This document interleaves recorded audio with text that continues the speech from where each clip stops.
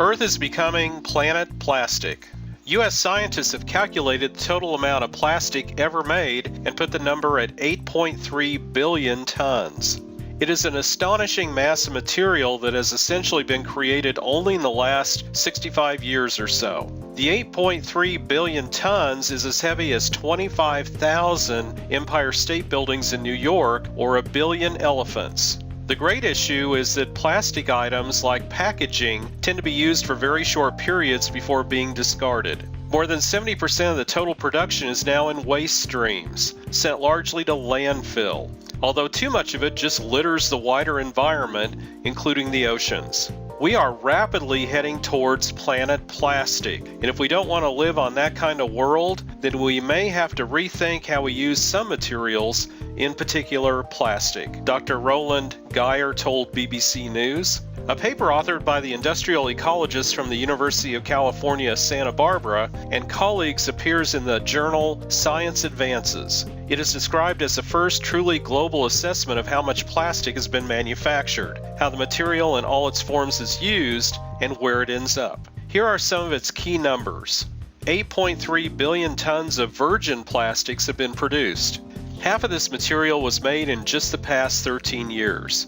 About 30% of the historic production remains in use today.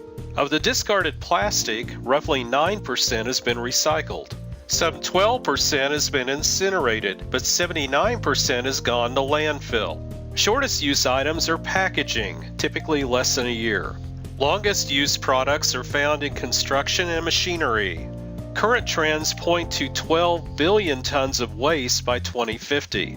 Recycling rates in 2014. Europe 30%, China 25%, US 9%. There is no question that plastics are a wonder material. Their adaptability and durability have seen their production and use accelerate past most other man-made materials apart from steel, cement, and brick. From the start of mass manufacturing in the 1950s, the polymers are now all around us, incorporated into everything from food wrapping and clothing to aeroplane parts and flame retardants. But it is precisely plastic's amazing qualities that now present a burgeoning problem. None of the commonly used plastics are biodegradable. The only way to permanently dispose of their waste is to destructively heat it through a decomposition process known as pyrolysis, or through simple incineration, although the latter is complicated by health and emissions concerns. In the meantime, the waste mounts up. There is enough plastic debris out there right now, Geyer and colleagues say, to cover an entire country the size of Argentina. The team's hope is that their new analysis will give added impetus to the conversation about how best to deal with the plastics issue.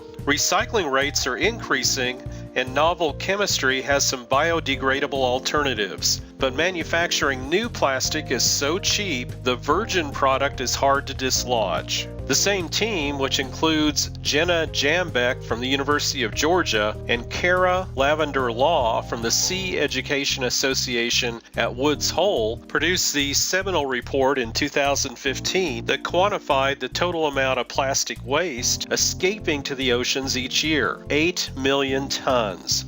This particular waste flow is probably the one that has generated most concern of late because of the clear evidence now that some of this discarded material is getting into the food chain, as fish and other marine creatures ingest small polymer fragments. Dr. Eric van Sabeel from Utrecht University in the Netherlands is an oceanographer who tracks plastics in our seas. Of the new report, he said, "We're facing a tsunami of plastic waste, and we need to deal with that.